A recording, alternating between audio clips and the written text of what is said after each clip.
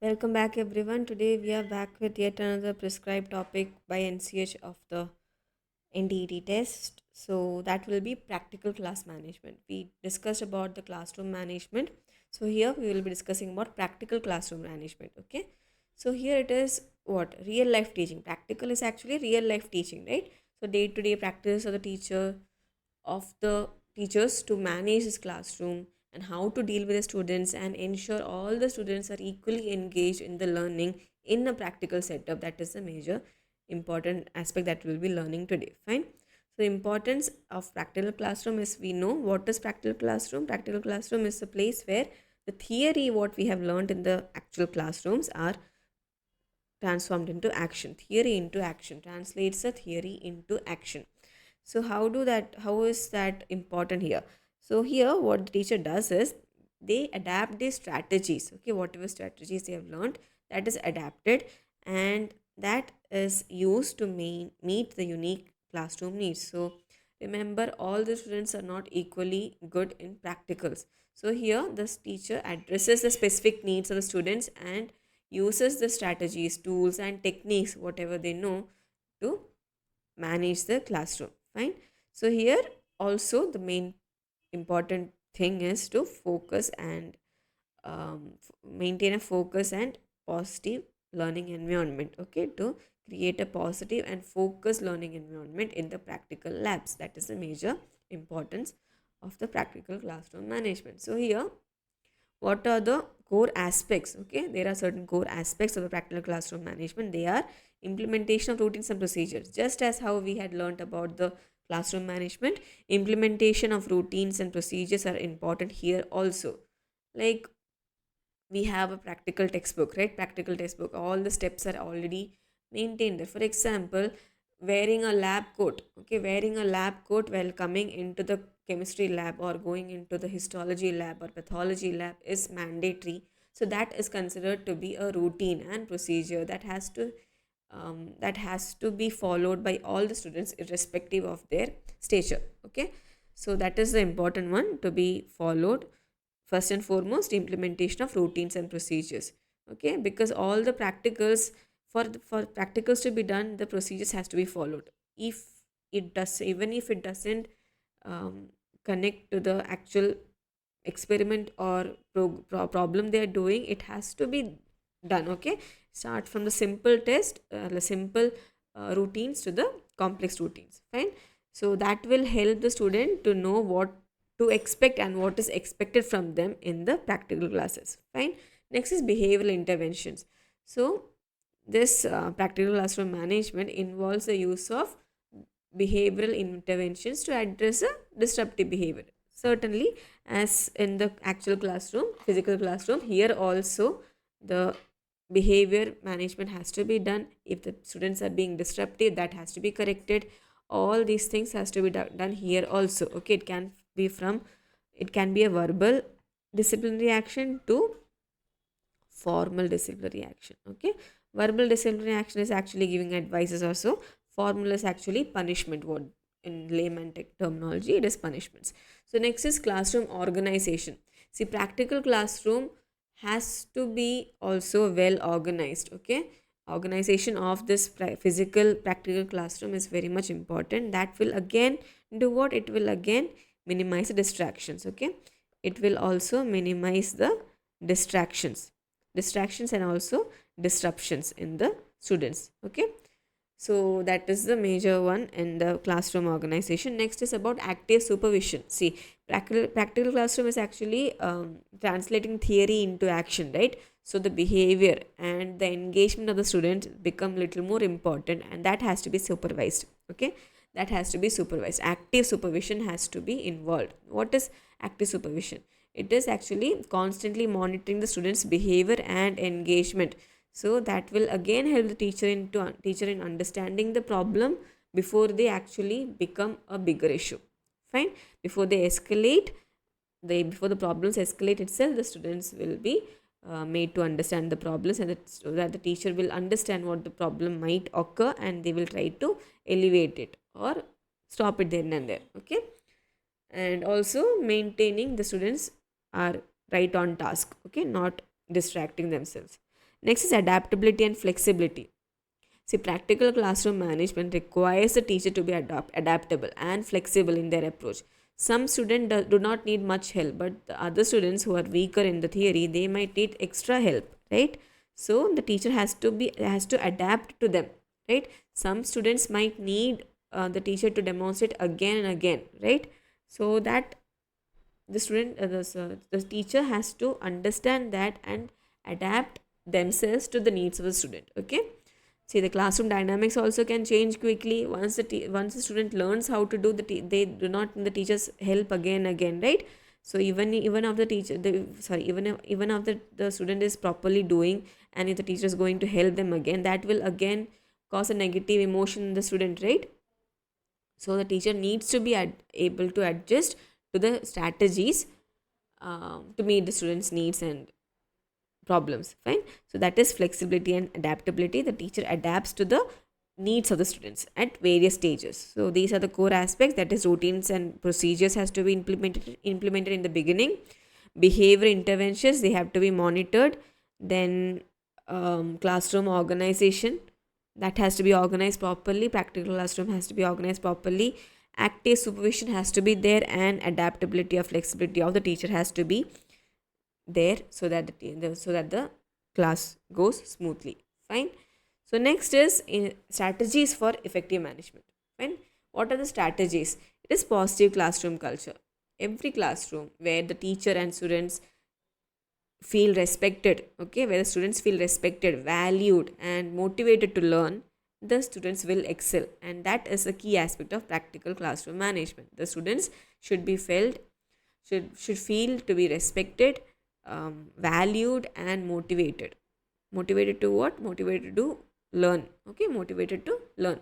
So this culture has to be built in the beginning itself through consistent reinforcement. If the student is doing something good, give rewards in the form of verbal praise, or physical rewards can also be done. So positive classroom culture has to be there.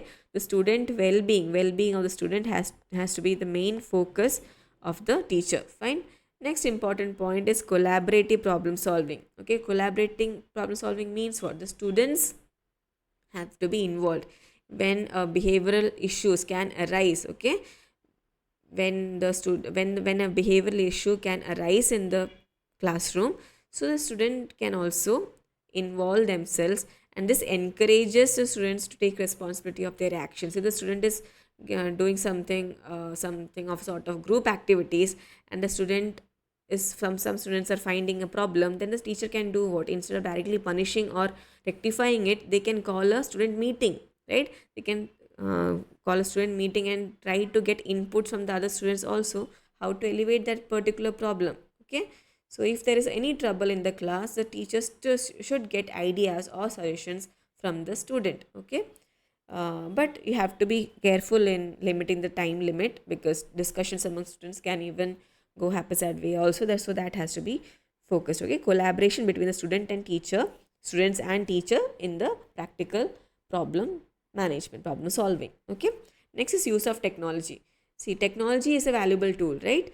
So here also in practical classroom management also, this technology becomes a very much important tool. From it can be in the form of behavioral tracking apps or online resources. For example, there are online test programs where the teacher can keep a progress report of the students uh, practical skills. Yeah, so this technology can help in monitoring the behavior. It can also help in doing what? It can also help in communicating with the parents, and also to keep the students engaged. The technology can be helped. Technology can be anything. Okay, it can be from regular apps to emails or any specialized apps, so that the test can be done, can be the works can be distributed, or the students can be divided into groups by using certain apps, or even by phone calls or messages to the parents about the students behavior. All those things, all the communication with the parents,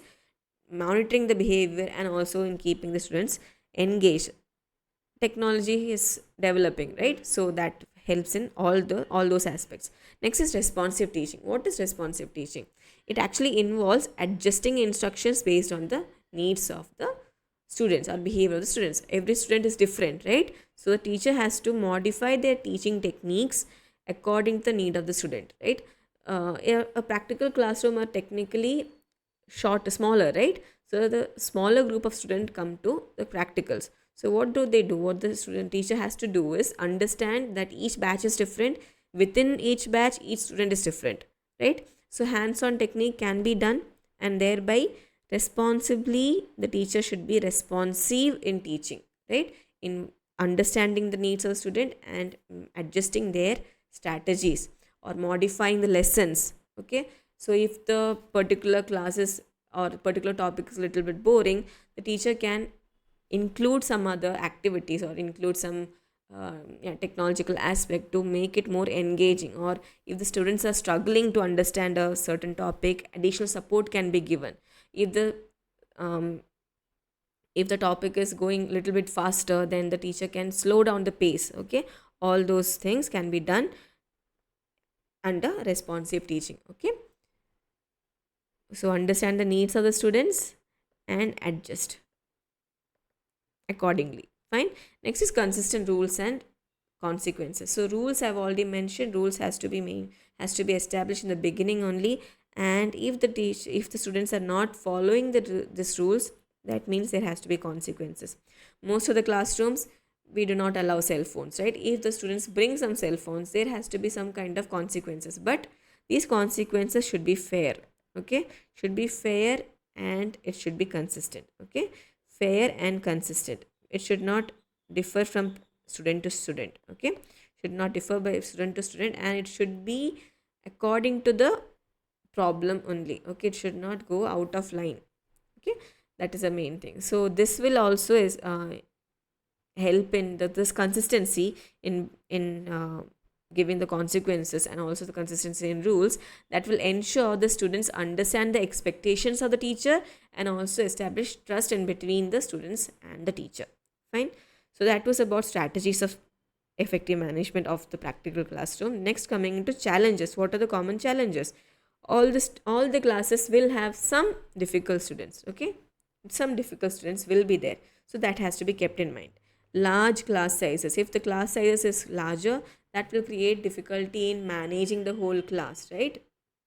So first one, we'll deal about difficult students. So every classroom has students where they are more challenging, right? It can be because of behavioral issues.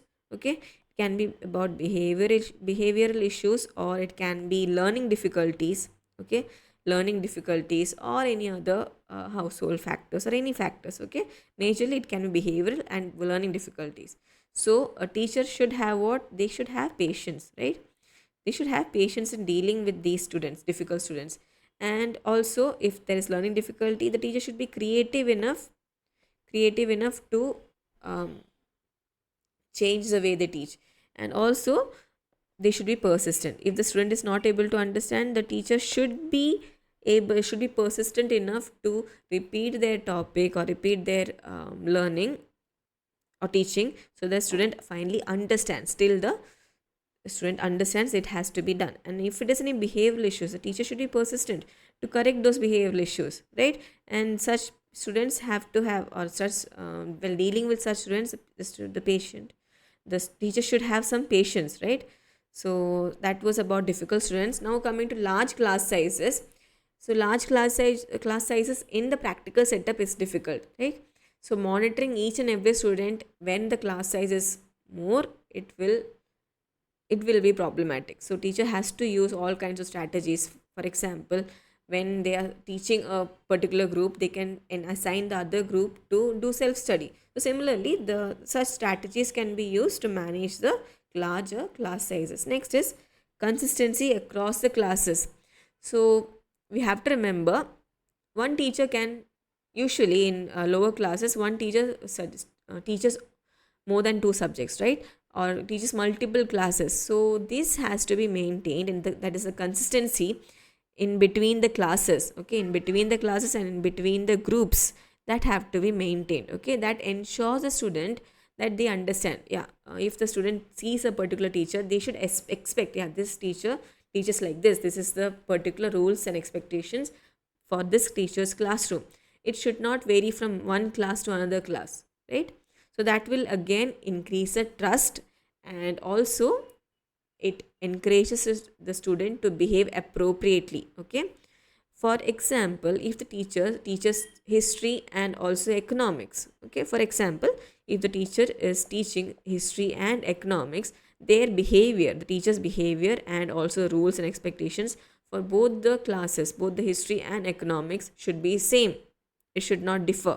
Okay, so that is the main thing: consistency across classes, consistency across students, and consistency across the subjects have to be maintained. Okay, that is the major major thing that has to be followed. Next is handling external disruptions. See, disruptions can be internal or external. Internal is basically the difficult students, the behavioral problems or any conflicts in between the students. But external disruptions like any events, for example annual program or cultural program or any events in the school or colleges, that will disrupt the class, right? Unexpected interruptions will occur, so that will disrupt the routine of the class. So the teacher has to be prepared. Okay, they have to be prepared for these external disruptions and manage their class accordingly. Okay, so that after a cultural program of 1 week or so, the students can come back into the track, come back on track quickly. Okay, so that is these are the major things or challenges that have to be addressed and how they are addressed in the classroom, that is majorly practical classroom. Fine. So, benefits of practical classroom I've already mentioned. It builds a positive student experiences. See, we study by doing, right? Most of the students study by doing. So, by doing means it is practical. Okay, practical classroom is very much important so that the student learns properly. So that can be done only by effective classroom management. And again, if it is proper, then teacher stress will decrease, and when teacher stress or burnout decreases, they will also feel satisfied, and that again affects the students behavior. Okay, so that is a cycle that goes on. If classroom is managed properly, the teacher stress will reduce and student will be positively engaging, so that will again lead to reduce teacher stress, that will increase satisfaction. When satisfaction is more, teacher will be more um, happy to teach, that will again increase students experience. So that cycle goes on and on. Okay, so that was about the practical classroom management, and the aspects of practical classroom management. We have mentioned the challenges and the strategies for effectively managing the classroom. Then we have already mentioned about the core aspects of the practical classroom management. And yeah, with that we finish this particular topic. Okay, I've already mentioned the playlist is already made in the channel. You can just go into that playlist and see all the topics that are prescribed by the NCH for the NTT classes. Okay, thank you for listening. Have a nice day.